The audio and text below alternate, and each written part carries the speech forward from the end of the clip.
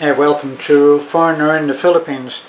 Just thinking, most people think that they're not being conditioned to think in any particular way, but there are two things you have to do. You show what you want people to see, and you withdraw, hide things that you don't want them to see. If you think about how we get manipulated every time we go to see a movie, we can be made to feel in a certain way depending on what the director and writer of the movie wants. You think about one of the most famous manipulative movies in my mind ever was Death Wish. And in Death Wish we are set up for an entire rest of the movie. In the opening scenes of the movie, we see the brutal murder and, without going into all of the details, a brutal scene of a family that's all murdered. And then we see Charles Bronson, who has to live with the results of that and makes up his mind that he's going to do something about it. So he sees justice as being completely out the window. Nothing's happened. Nothing gets done about finding the people that did this terrible thing to his family. So what he does is he decides that he's going to sort it out himself, and then follows more lawlessness, not quite so horrific in some ways, but we're set up to feel so outraged about what we saw that we are willing to go along with any solution. Now that's the key, isn't it? So we then watch as he murders person after person, who admittedly, obviously, they try to rob him and possibly kill him, and his answer to that is to be well armed and more than capable and willing to use those guns. So we watch the rest of the film and we feel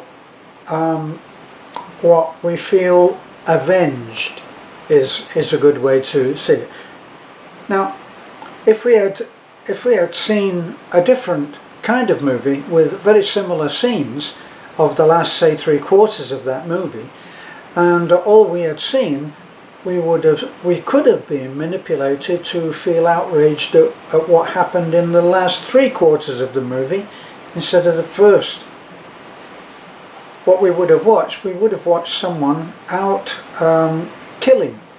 And we would have watched him kill person after person, setting them up so that they're going to take something from him, and he kills them.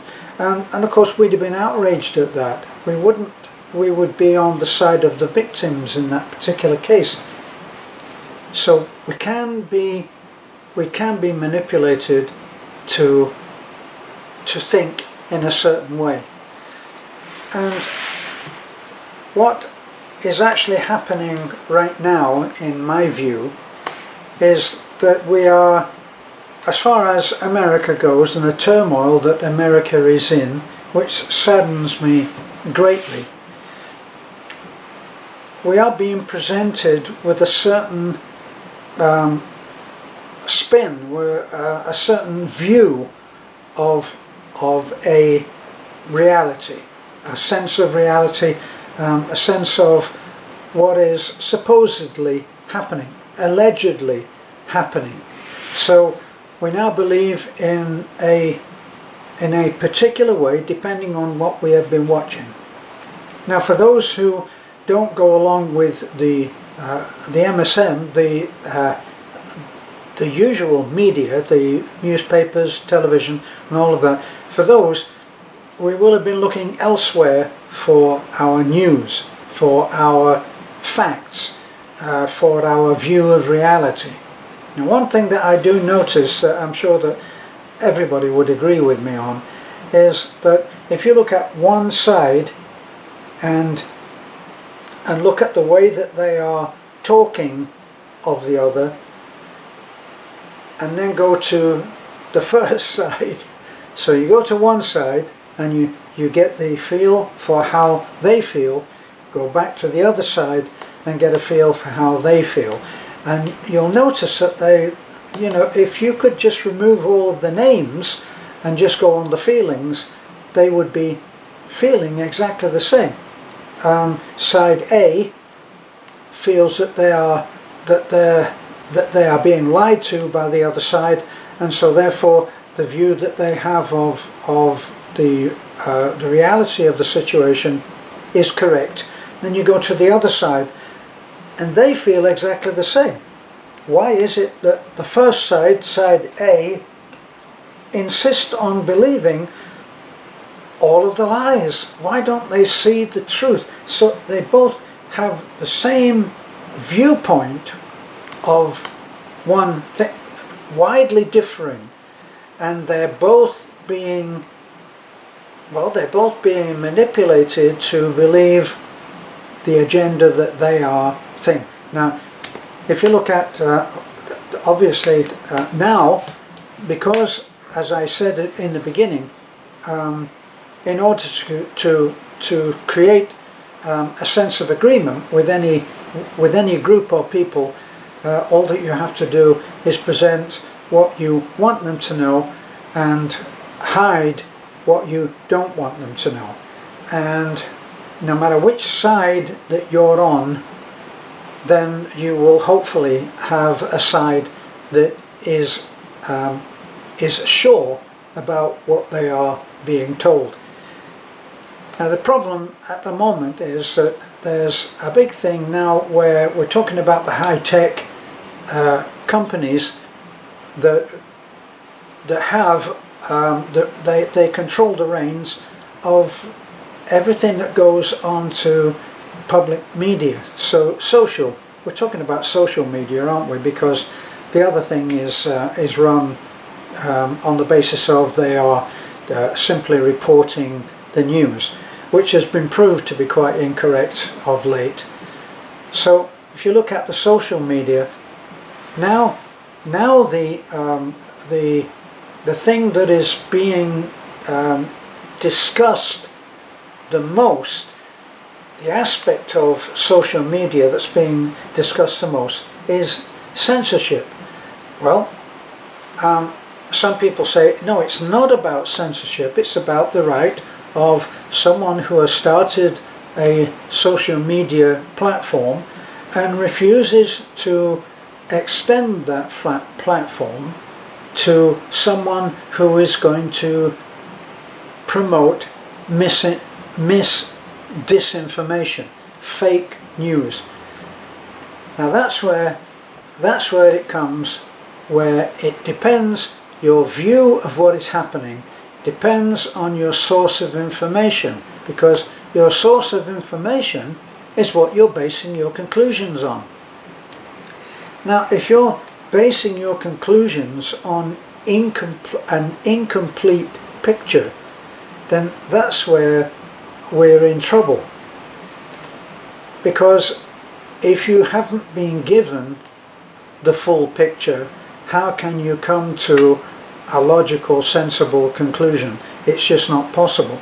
And that's what makes this situation now of having censorship so serious, because now when there's acute censorship, it means that someone doesn't have freedom of speech, and freedom of speech is something that is the prized possession of any society that purports to be free. It's long been what can we say, it's long been the standard of America that you have freedom of speech, even if you're, in other words, you may not agree with someone, but you'll defend their right to disagree. And that's what we've always had. Now, because so much of the information that we get comes from, and this has been a bone of contention as far as the reporting media believe. They believe that amateur people who are reporting from an amateur point of view is not going to bring about correct reporting. But what have we had? We've had lots of things come now, just with the advent of the cell phone or the cell cam, where what used to be completely unknown, an unknown situation, no witness to a crime either by the police or by anybody else. Now, one of the things that you'll see almost straight away, if from from many viewpoints, you'll see that whatever the incident is that you're watching is actually being recorded by several people. We all have a cell phone. We have children here. They have cell phones. That's what they have. And they are recording life around them.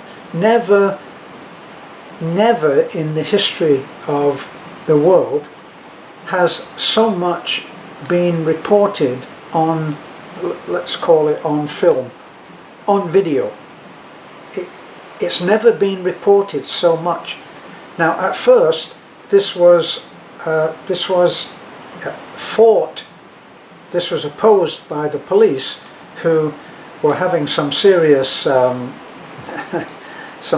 stuff against them reported by someone being able to film them on a camera that's on their phone. Very simple.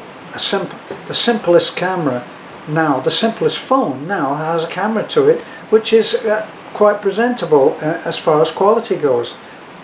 And I can remember some of the early stuff that I saw where police were found doing stuff that they didn't want to be seen, and they were one particular image that I'll never forget was that the woman who had the phone was on the tube, on the subway, and she was in the car, which the doors had closed. She was filming through the door, and the police was hammering on the door trying to get to her to get that phone, and they never did, of course. Train took off. So that's why this whole idea of censorship, where we're not allowed to speak. So now it's gotten to that point where the people who run the media can block you. Now, does that sound, when you listen to these people who run the show, they're saying, well, we don't want disinformation, fake news, we don't want things which are likely to inflame situations. For what purpose? No, we choose to block that, and they've blocked some pretty important people in the last weeks, haven't they? People who you would think were beyond the scope of any private citizen to stop their communication, but they've done it because these people are fabulously wealthy and thereby quite powerful. Imagine this: in the last week, or I think it's about a week, in about the last week, because of the high-profile nature of them blocking, they've permanently blocked the press, right? I have to put that as code. The president has been blocked permanently, and other people, not only that, but people who are known to support him are also being blocked. I've made quite innocent, when I say innocent, I mean nothing to do with anything controversial, I've answered a comment that someone has made about one of the videos that I put up, or one of the posts that I put up on Facebook. I made a comment in response to what was said, and it's been deleted. So we're in this delete situation now. So it's going to have a backlash against this. Now imagine how powerful these people are in financial terms. They have lost 50 billion was the last that I saw.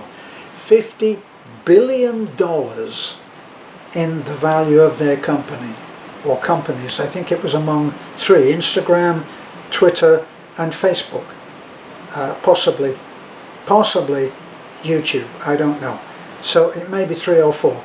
And over those, $50 billion has been lost on the stock market, and they obviously think that that's worth it. That's a very sobering thing, isn't it? $50 billion. At one time, that was the gross national product of a country. Food for thought. Thanks for listening, and bye for now.